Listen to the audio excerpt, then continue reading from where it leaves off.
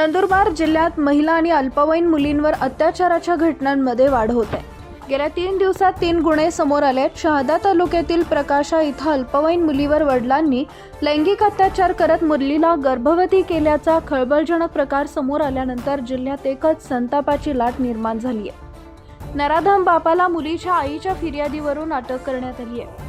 शहादा तालुक्यातील प्रकाशा येथील 40 वर्षीय पित्याने एप्रिल 2024 ते जुलै दरम्यान स्वतःच्या अल्पवयीन मुलीशी राहत्या घरी ती एकटी असताना शारीरिक संबंध निर्माण करून तिला गर्भवती केले। तसेच सदर घटना कोणाला सांगितले तर जीवे ठार मारण्याची धमकी दिली। त्यामुळे त्या मुलीने वडिलांचा अत्याचार सहन केला। मात्र पोट दुखत असल्याने तिच्या आईने दवाखान्यात नेले असता सदरची बाप उघडकीस आली। याबाबत विचारले असता मुलीने वडिलांनीच अत्याचार केल्याचे सांगितले। त्यामुळे आई हादरली। आपल्या मुलीसह शहादा पोलीस स्टेशन गाठत गुन्हा दाखल केलाय।